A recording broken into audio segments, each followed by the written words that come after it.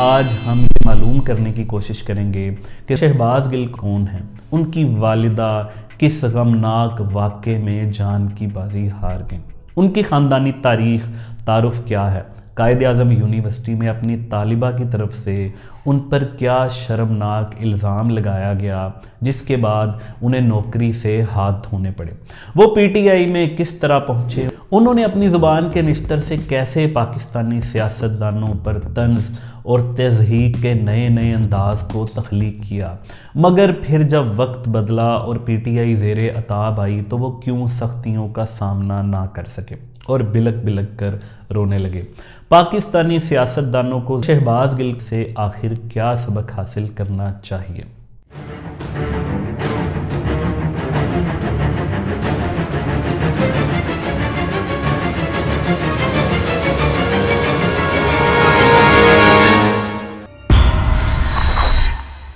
پاکستان تحریک انصاف کی حکومت تھی اور پیراشوٹر سیاستدان ہواؤں میں اڑ رہے تھے، خوشیاں اور طنز ان کے لہجوں سے چھلک چھلک جاتا تھا، اور ایسے ہی وقت جب کسی شرارتی انسان نے سکوت ڈھاکہ اور 70 کے الیکشن میں دھاندلی کے مرکزی کردار جنرل محمد عمر کے بیٹے مسلم لیگ نون کے رہنما محمد زبیر کی مبینہ ویڈیو لیک کر دی۔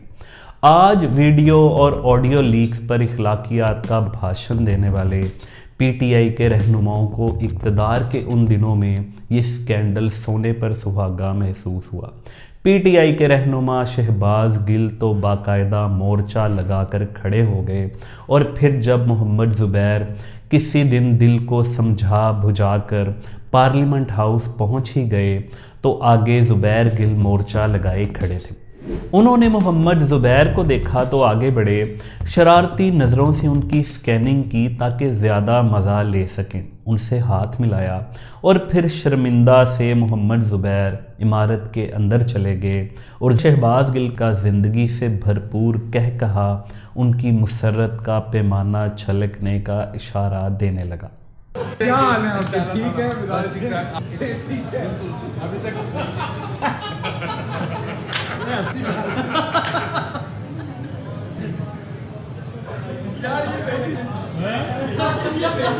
وائے افسوس یہی شہباز گل آج حسرت و یاس کی تصویر بن گئے، شدید بیمار ہیں، اور ہماری یہ ان کے لیے نیک خواہش ہے کہ وہ جلد صحت یاب ہوں، لیکن ان کو دیکھ کر مرزا غالب کا یہ شعر بہت یاد آیا، دل ہی تو ہے نہ سنگ و خشت، درد سے بھر نہ آئے کیوں، روئیں گے ہم 1000 بار، کوئی ہمیں ستائے کیوں۔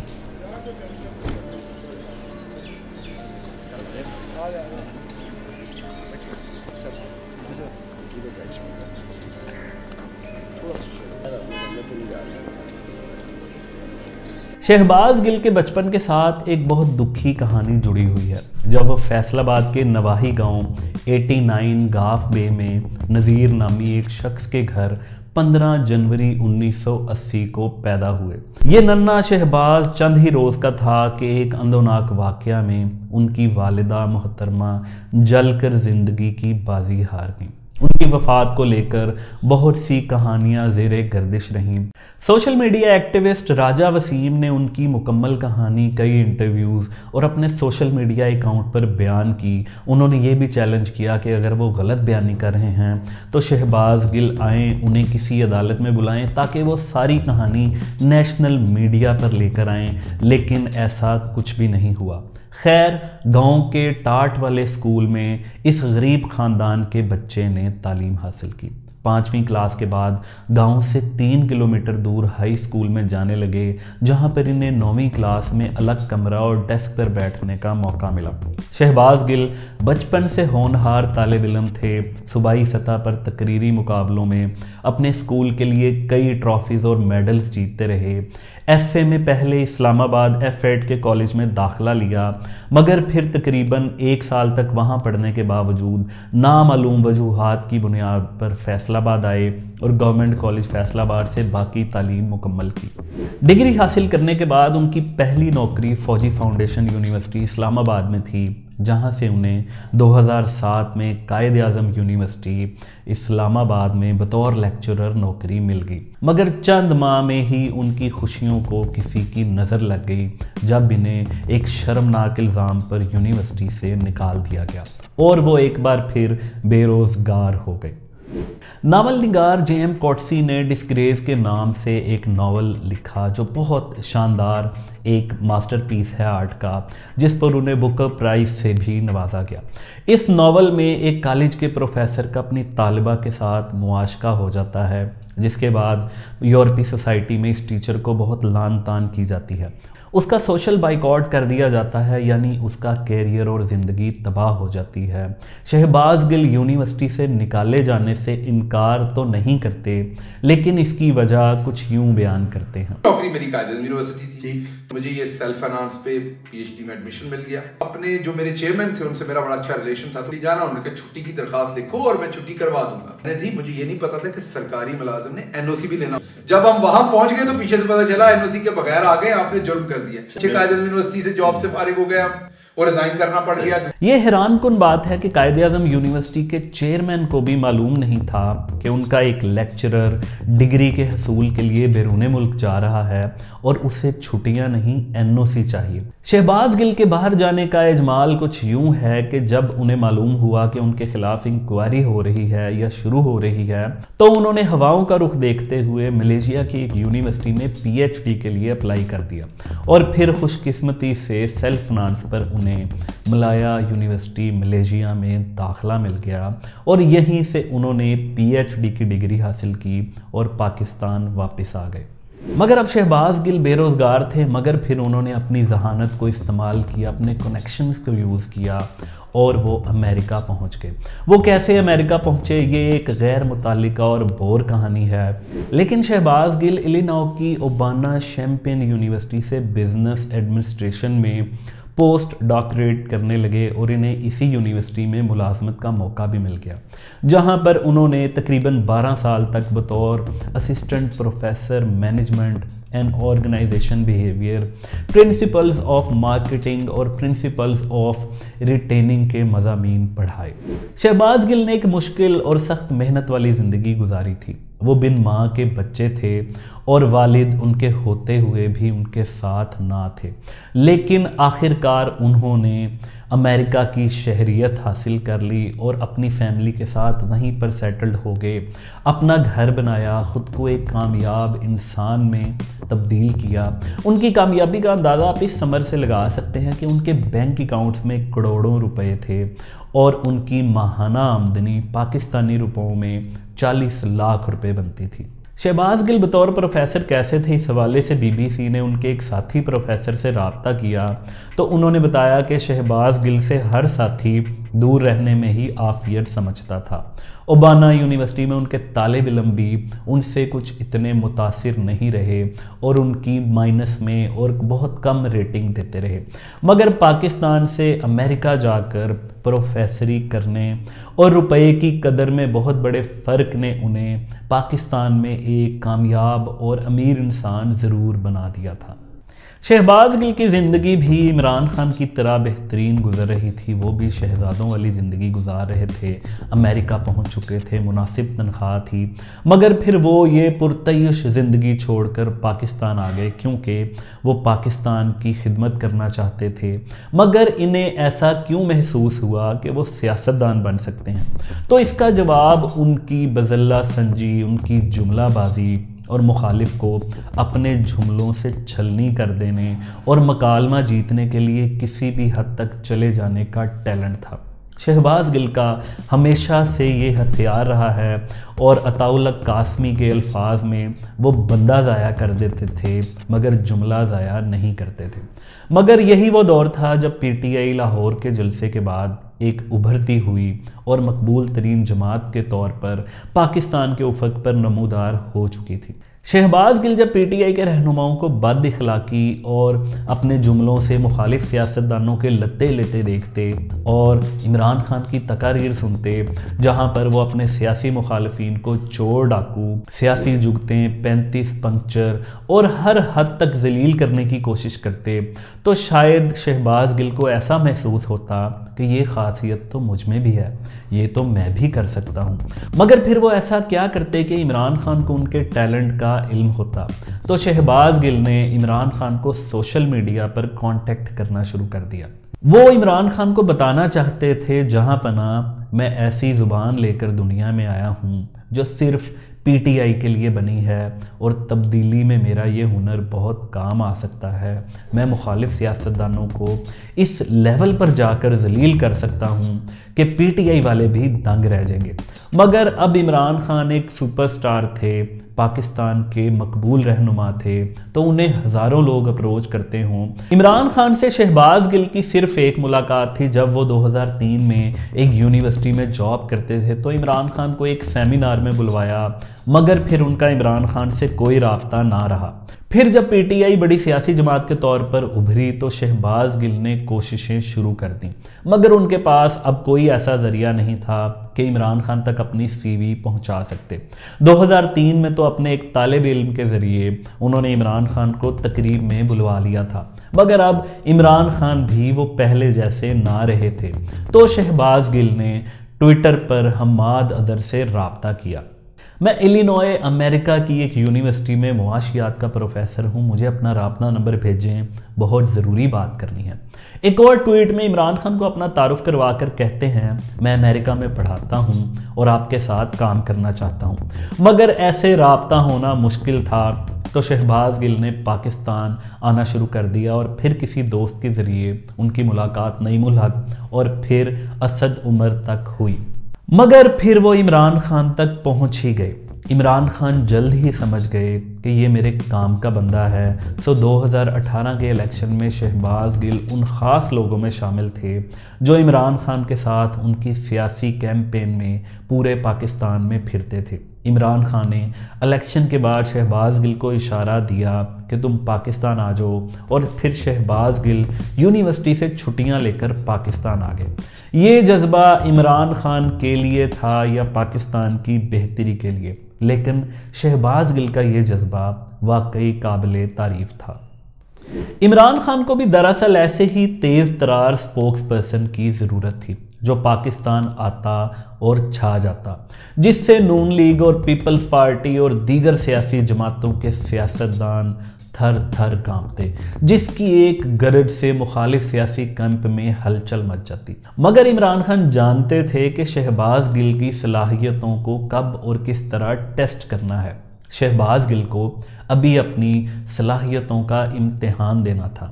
عثمان بزدار جیسے گونگے انسان کو وسیب سے ڈھونڈ کر پنجاب میں وزیر اعلیٰ پنجاب بنایا گیا، یہ پی ٹی آئی کا استحقاق تھا اور انہوں نے اس کا پورا استعمال کیا۔ مگر عثمان بزدار لاہور کے وزیر اعلیٰ ہاؤس میں ایسے ہی تھے جیسے ایلس ان ونڈرلینڈ۔ وہ حیران شخص چند جملوں کے علاوہ اور کچھ بول ہی نہیں سکتا تھا، حالانکہ اس کو بولنے کی کوئی اتنی اشد ضرورت تھی نہیں، مگر پھر بھی وزیر اعلیٰ پنجاب کو کبھی کبھی تو بات کرنی پڑ ہی جاتی تھی۔ پی ٹی آئی کے بزرگ مہروں کے اندازوں کے مطابق عثمان بزدار کو ایک نارمل انسان کی طرح میڈیا سے بات کرنے کے لیے کم از کم سال ڈیڑھ کی ضرورت تھی۔ تو یہاں پر عمران خان نے امریکہ سے شہباز گل کو عثمان بزدار کی زبان بنانے کے لیے بلوا بھیجا، انہیں عثمان بزدار کا ترجمان بنا دیا گیا۔ عثمان بزدار نے نئی دنیا میں آ کر 10 جملے بولنے سیکھ لیے تو تب انہیں یہ معلوم ہوا کہ دراصل وہ شہباز گل کے ترجمان بن بیٹھے ہیں۔ وزارت اعلیٰ تو ویسے بھی کوئی اور چلاتا تھا، مگر جو تھوڑی بہت مائلج تھی وہ بھی شہباز گل لے جاتا تھا، تو شہباز گل کے خلاف سازش ہوئی اور انہیں اس سیٹ سے ہٹا دیا گیا۔ یہ دراصل عثمان بزدار کا نقصان تھا اور شہباز گل کی خوش قسمتی۔ عمران خان کو اس نگینے کی سمجھ آ چکی تھی، تو اب شہباز گل وفاق میں پہنچ گئے، عمران خان کے پولیٹیکل کمیونیکیشن کے معاون خصوصی بن گئے، اور پھر وہ طوفان بدتمیزی اٹھا کہ الامان الحفیظ۔ پاکستان کی تاریخ میں شہباز گل نے ٹی وی سکرین پر بیٹھ کر ایسے ایسے شاہکار کارنامے کیے کہ نہ کسی نے کیے تھے اور نہ ہی شاید کوئی کر سکے گا۔ کہ ہر بندے کی جو انٹری ہوتی ہے اس کا ایک طریقہ ہوتا ہے۔ میرا ایک سٹائل تھا، سٹائل ہے وہ ذرا تھوڑا سا شاید کنونشنل نہیں ہے پاکستان کے حساب سے، بٹ دیٹس می۔ اب آپ اس کا کیا کر سکتے ہیں؟ بات سننا، نیشنل ٹیلی ویژن پہ آ تو پہلے بکتا ہے، بات کرتا ہے، پھر تو سیاسی تیرا ہمیں پتہ نہیں ہے، تم لوگوں کی شکل ہے عمران خان پہ بات کر۔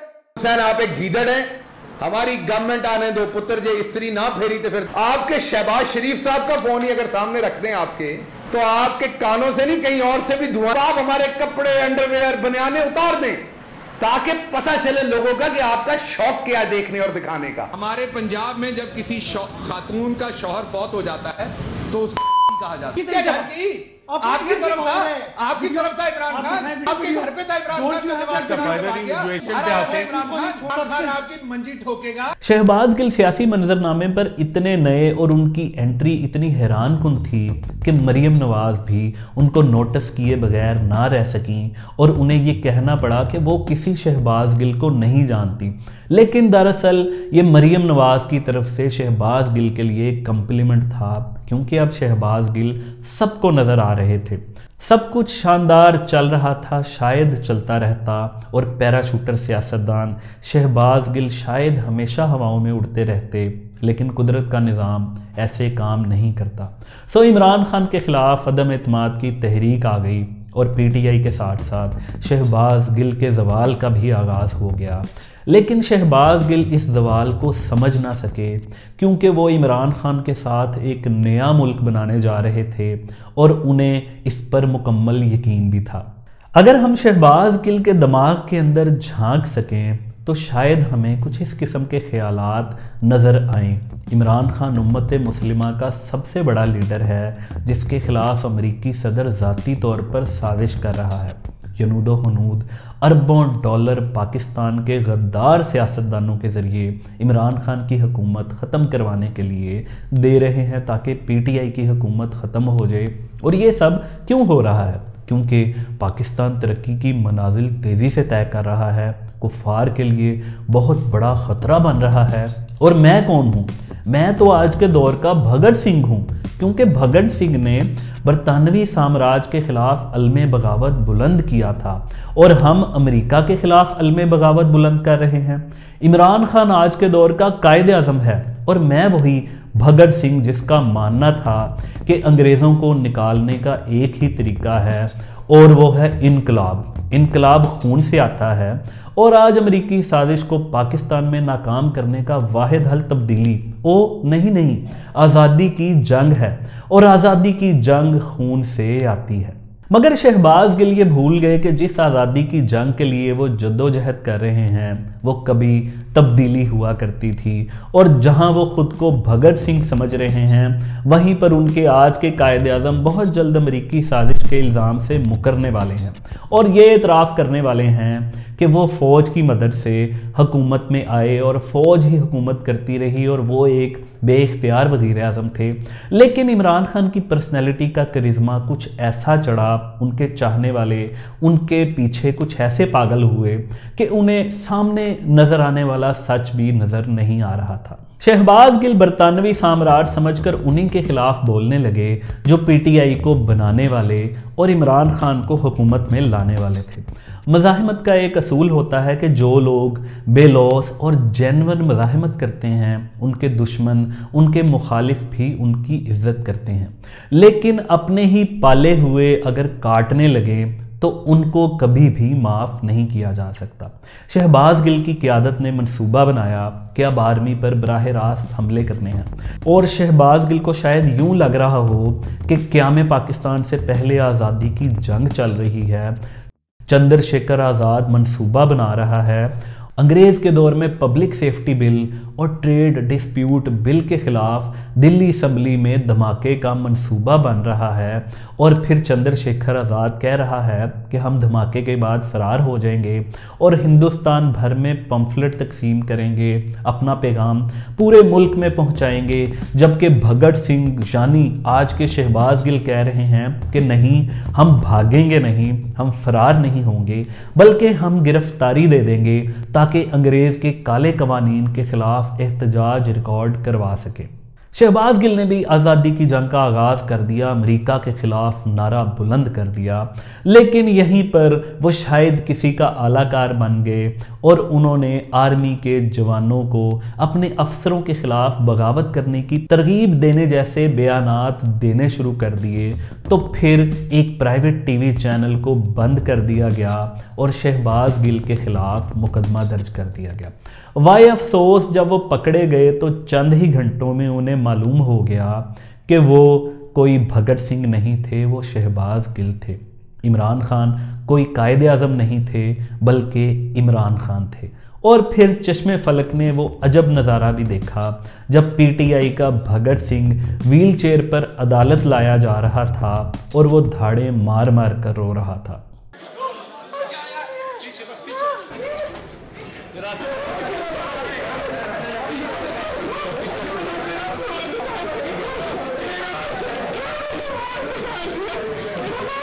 यहाँ पर शहबाज गिल और भगत सिंह की राहें जुदा हो गईं।